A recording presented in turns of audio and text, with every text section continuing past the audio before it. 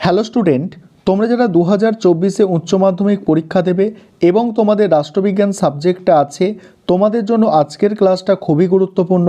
আজকের ক্লাসে যেটা আলোচনা করব, তোমাদের 2023-24 শিক্ষাবর্ষের এবিটি এর যে নতুন টেস্ট পেপার আছে, এই টেস্ট পেপারের রাষ্ট্রবিজ্ঞান সাবজেক্টের প্রথম যে সেটটা আছে, এই সেটের এসএকিউ প্রশ্ন উত্তরগুলো নিয়ে আলোচনা করব। এসএকিউ যে সেট প্রশ্ন আছে সেই এসএকিউর অ্যান্সারগুলো নিয়ে আলোচনা করব।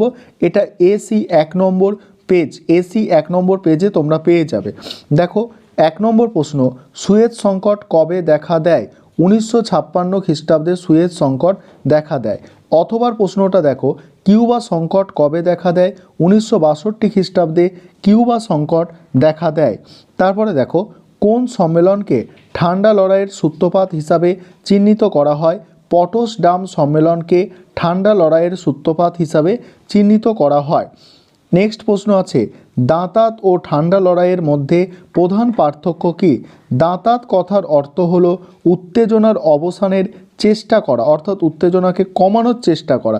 অন্যদিকে ঠান্ডা লড়াই হলো চরম উত্তেজনাপূর্ণ প্রায় যুদ্ধ অবস্থা। পরের প্রশ্ন দেখো, সাপটা SAFTA সাপটা কথাটির পূর্ণ রূপ কি? South Asian Free Trade Area. SAFTA কথার ফুল ফর্ম কি? South Asian Free Trade Area. পরের প্রশ্ন দেখো, GATT কথাটির সম্পূর্ণ রূপ লেখো। General Agreement on Tariffs and Trade. General Agreement on Tariffs and Trade. তারপরের প্রশ্ন দেখো, সিটিবিটি কবে স্বাক্ষরিত হয়েছিল? 1996 খ্রিস্টাব্দে গঠিত হয়েছিল। 1996 খ্রিস্টাব্দে গঠিত হয়েছিল। পরের প্রশ্ন আছে দেখো, সার্ক গঠনের প্রথম প্রস্তাব কে দিয়েছিলেন? জিয়াউর রহমান। তারপরের প্রশ্ন দেখো, জাতিপুঞ্জের মহাসচিব কিভাবে নির্বাচিত হন?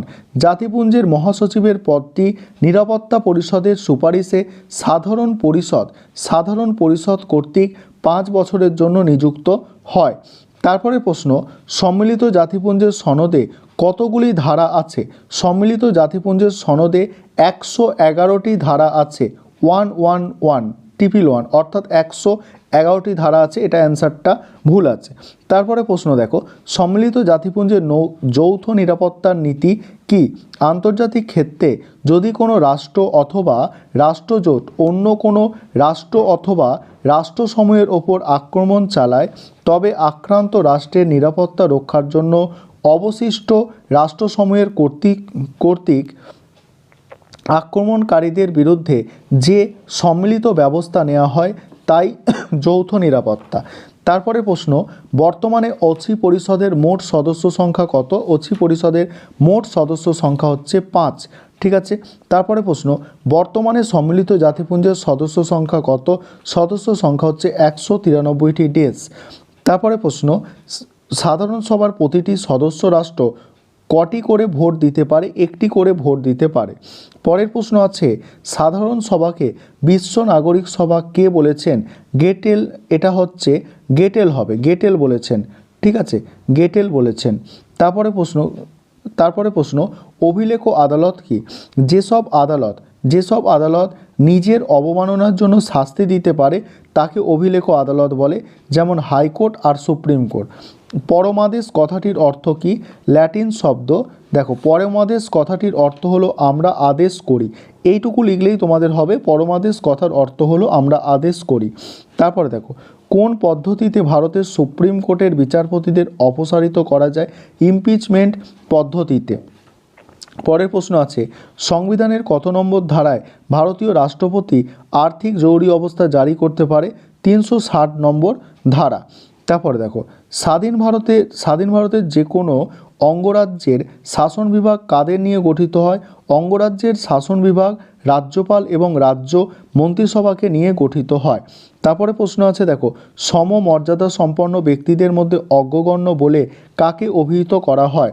সমমর্যাদা সম্পন্ন ব্যক্তিদের মধ্যে অগ্রগণ্য বলে প্রধানমন্ত্রীকে গণ্য করা হয়। ক্ষুদে জেলা শাসক কাকে বলে? মহকুমা শাসককে। তারপরে প্রশ্ন, গ্রাম সংসদ কাদের নিয়ে গঠিত হয়? 1992 খ্রিস্টাব্দের 73তম সংবিধান সংশোধন আইন অনুসারে প্রতিটি গ্রাম পঞ্চায়েতের নির্বাচনী এলাকার সকল ভোটদাতাদের নিয়ে গ্রাম সংসদ গঠিত হয়। গ্রাম সভা কাদের নিয়ে গঠিত হয়? সমস্ত গ্রামের সমস্ত ভোটারদের নিয়ে গ্রাম সভা গঠিত হয়।